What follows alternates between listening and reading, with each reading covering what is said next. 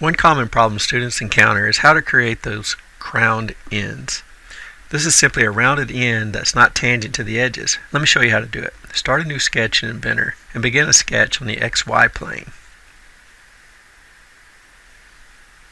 I'll start by drawing a vertical center line from the origin. I like to always start my sketches from the origin.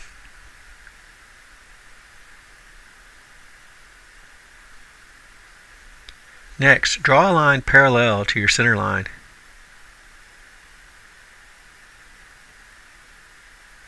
Now use arcs to close your sketch. The only trick is to keep the arc center point on the axis of revolution and make sure the arc is not tangent to the line.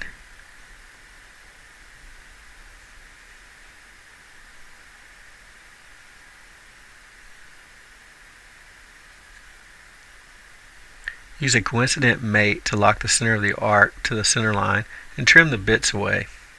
And add your radius dimension.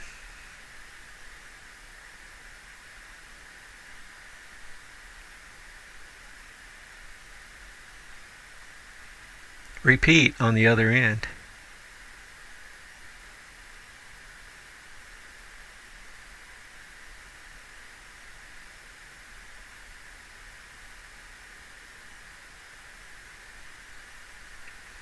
I will use an equal constraint instead of duplicating the radius dimension and add the length dimension.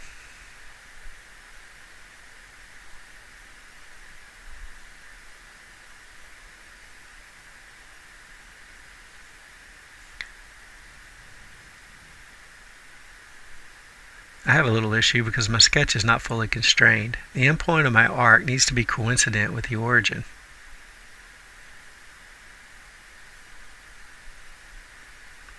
Finally, add the diameter dimension.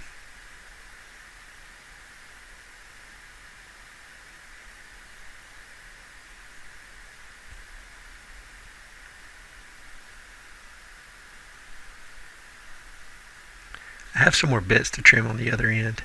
My sketch is fully constrained and ready to revolve.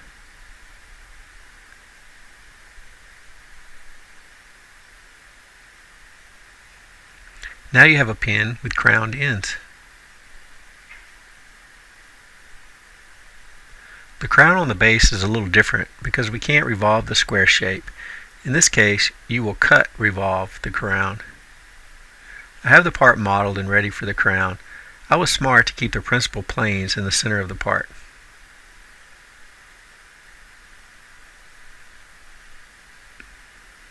I'll start a sketch on the XY plane and project the outer edge as construction geometry.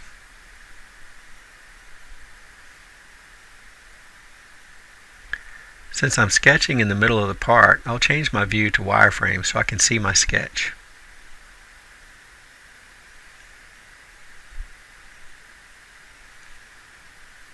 Now I draw a center line from the midpoint of the projected edge. You should see a green dot when you hover near the midpoint of the line. Keep it horizontal. Add an arc starting at the top of your projected construction line.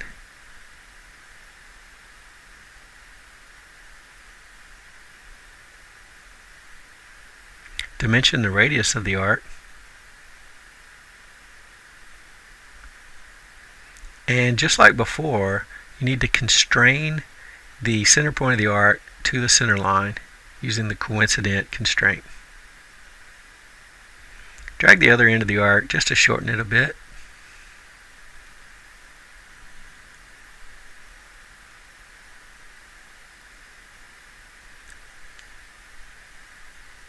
Revolve cut the arc using the center line as the axis of revolution.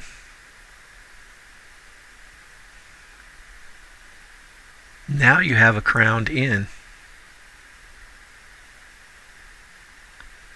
I have a plane in the center of my part, so I can simply mirror the crown to the other end.